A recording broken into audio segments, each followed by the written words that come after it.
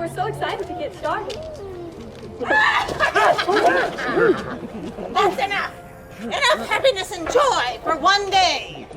There's nothing quite so depressing as boundless optimism. Oh, but you promised that you would be nice at the festival before we left for Oz. Well, my pretty, I lied. Never trust a person with wicked in their name. And you've fallen right into my trap. I will have those ruby slippers. Hide within those slippers. Oh. You stay out of this blender, or I'll fix you as well. Oh, rubbish. You have no power here. Now be gone before somebody drops the house on you. Oh. Very well.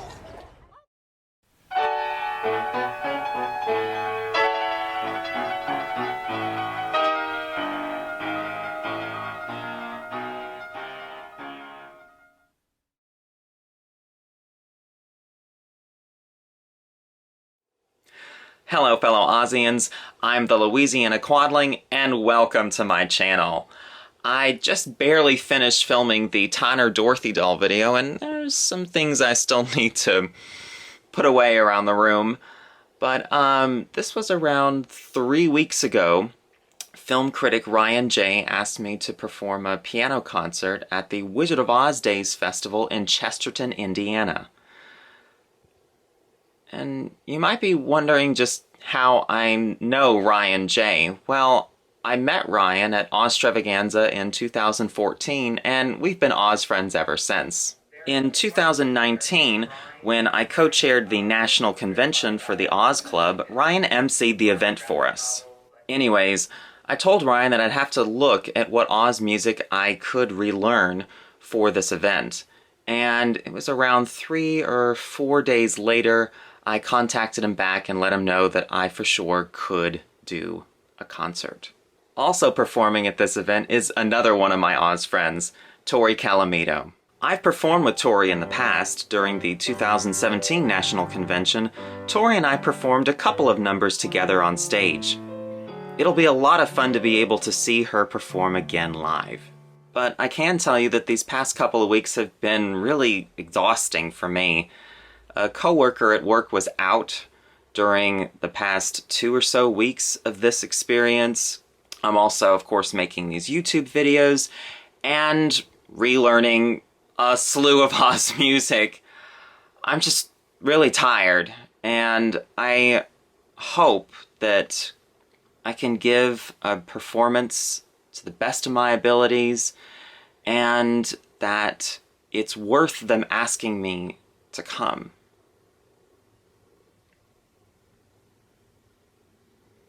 I just really hope this thing works out.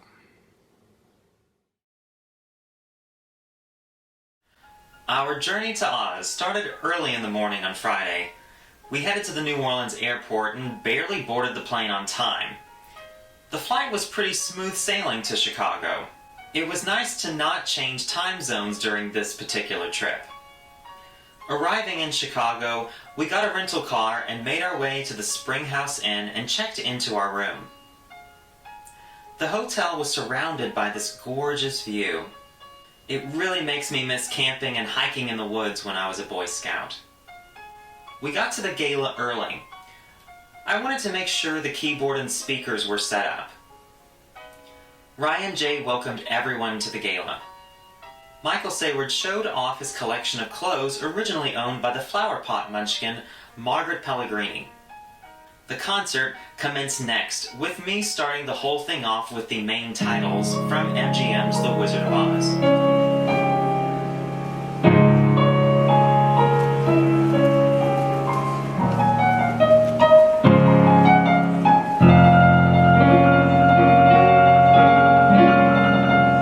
Tori sang 2 Ozzy numbers. The wizard had died. A couple of Oz friends zoomed into the event, like the Oz Club president, Jane Albright. The gala ended with the Oz auction. James Wallace was the auctioneer, and he did a great job. After the gala, we found a surprise gift basket of goodies back at our hotel room. The hotel featured these fabulous sitting rooms on each floor. We spent a lot of time in these rooms over the weekend. They were very relaxing after an eventful night. At the festival, Dorothy and friends, the Spirit of Oz characters, greeted attendees. Ryan and Tori welcomed everyone and gave the schedule for the day. While listening, I was so excited to be reunited with another Oz friend, Raymond Wool. Raymond was dressed as L. Frank Baum. It was, after all, Mr. Baum's birthday. For the convention I co-hosted, Raymond did his fabulous act as Mr. Baum for us. The festival had several vendors set up outside. There were only a couple of booths out here with Aussie items. All of the vendors that were indoors had Oz items for sale. I definitely did some shopping this weekend. On stage, Ryan and Tori were getting their mics ready for the day. Tori was appropriately dressed for the occasion with her ruby dancing slippers. The programming on Saturday started with an interview with Emily and Tara of Down the Yellow Brick Pod. The two roommates started the podcast last year during the pandemic. They are currently on their second season covering the history of the MGM film. Interviewed next was Oz royalty, Emma Ridley, who played Ozma in Disney's film Return to Oz. Emma relayed her memories of working on the Disney film, telling attendees about her costume change from a gold dress to the green one seen in the finished film, to her voice being dubbed over by the director's daughter in the final cut of the film. Grammy-nominated music producer Robert Scher was interviewed next. Robert produced the 1998 album of the Madison Square Garden production of The Wizard of Oz. This particular production starred Mickey Rooney as the Wizard and Eartha Kitt as the Wicked Witch. Robert talked about working with these legendary stars on this album. Late in the afternoon was the Oz concert. Anthony Whitaker, a veteran Chesterton Ozfest performer, started the concert off with original Oz pieces Anthony wrote himself. After a couple of songs, Tori joined him for another original duet. Tori next took the stage and performed Ozzy songs from Journey Back to Oz, Legends of Oz, and Wicked. Last but not least, it was my turn on stage. I performed pieces I've recorded on the channel, plus some new ones that will debut on this channel later on. The evening concluded with the Spirit of Oz characters wishing attendees a safe trip back to their homes away from Oz. On your feet for Miss Emma Ridley.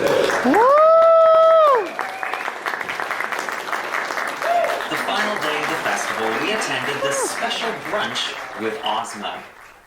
I really liked this more intimate setting than the previous day's offering.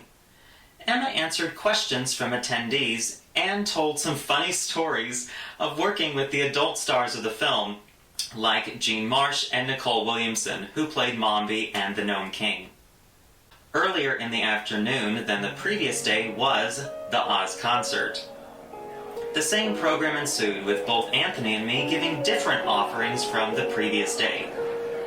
I was pleasantly surprised that attendees loved my arrangement of Over the Rainbow I had put together just for this event. The International Wizard of Oz Club president was interviewed afterwards, discussing the Oz Club and her massive Oz collection. The festival concluded with the Spirit of Oz characters inviting attendees to a Chesterton tradition of singing Over the Rainbow.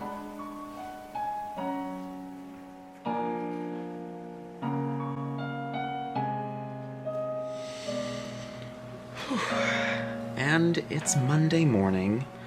We're all packing up and getting ready to go to the airport. It's been a wonderful weekend, and I'm really sad that it's over. It definitely doesn't even feel like we were here for 3 days already. It feels like we were here for a much longer time. And, like I said, it's gonna be sad to go. we packed up the car and headed back to the O'Hare Airport. We wanted to leave early enough to be able to return the rental car and get to our flight on time. We definitely didn't want to repeat from Friday's flight.